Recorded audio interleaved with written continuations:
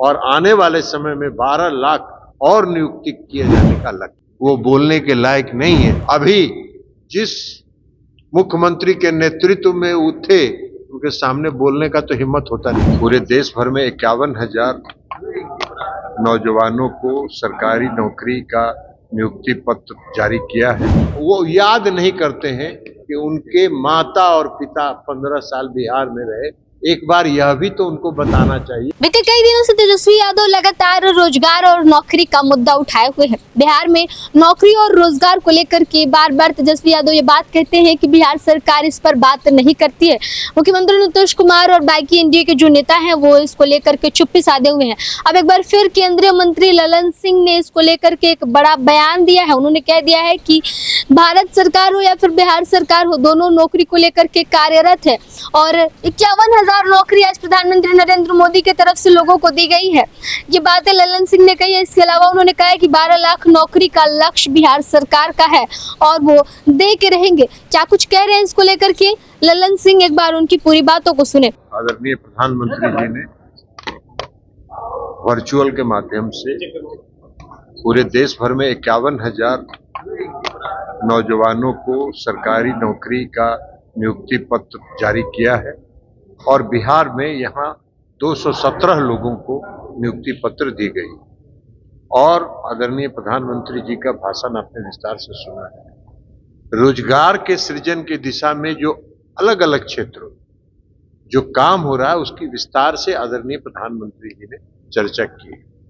रोजगार सिर्फ सरकारी नौकरी नहीं होता है, रोजगार के अवसर मिलने चाहिए और जो नए स्टार्टअप्स के माध्यम से, एमएसएमई के माध्यम से और जो इंफ्रास्ट्रक्चर डेवलपमेंट के माध्यम से जो रोजगार के नए नए अवसर पैदा हो रहे हैं, करोड़ों लोगों को रोजगार पैदा किया जा रहा है। विदेशों में, कई देशों में भारतीय नौजवानों को रोजगार के नए अवसर और स्किल ट्रेनिंग के लिए, उनके कौशल विकास के लिए जो व्यवस्था की गई है उसकी विस्तार से आदरणीय प्रधानमंत्री जी ने चर्चा की है।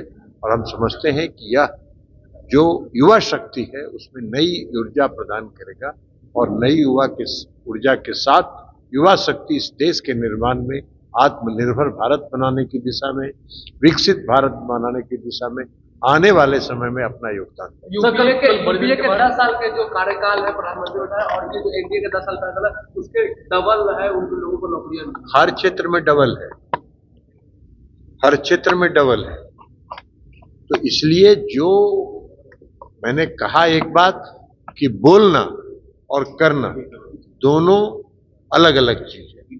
कुछ लोग बोलने का काम करते हैं, कुछ लोग करने का काम करते हैं।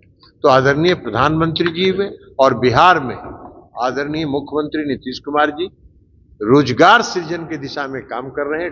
डबल इंजन की सरकार है। बिहार में आप लोगों ने देखा कि 2,25,000 शिक्षकों की नियुक्ति हुई, पुलिस सेवा में भर्ती हुई। आपने देखा भारत सरकार ने विस्तार से बताया आदरणीय प्रधानमंत्री जी ने कि अलग अलग क्षेत्रों में रोजगार के नए अवसर प्रदान किए जा रहे हैं। तो ये करने की बात है। और कुछ लोग बोलते रहते हैं, वो याद नहीं करते हैं कि उनके माता और पिता 15 साल बिहार में रहे। एक बार यह भी तो उनको बताना चाहिए कि मेरे माता और पिता के बिहार में शासनकाल के दौरान कितने नौजवानों को बिहार में रोजगार मिला, वो बोलने के लायक नहीं है। अब अभी जिस मुख्यमंत्री के नेतृत्व में उठे, उनके सामने बोलने का तो हिम्मत होता नहीं। अभी कह रहे हैं कि उनके कहने से रोजगार मिला। अरे आपको क्या पता है?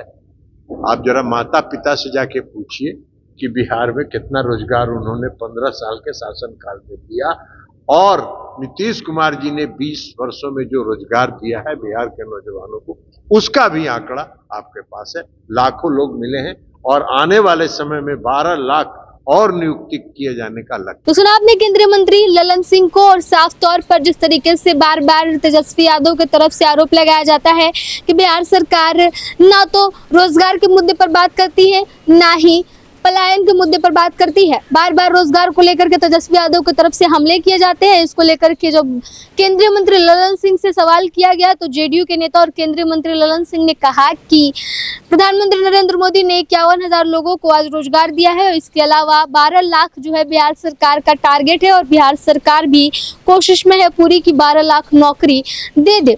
इसके अलावा उन्होंने कहा कि जो लोग आरोप लगाते हैं उन्हें अपने माता पिता के शासनकाल पर ध्यान देना चाहिए। तेजस्वी यादव को साफ तौर पर उन्होंने जवाब देते हुए कहा कि वो अपने माता पिता के शासनकाल की तस्वीरें देख ले, शासनकाल को उठाकर देख ले और उस वक्त उन्हें पता चल जाएगा कि कौन सा जो है राज्य बेहतर है।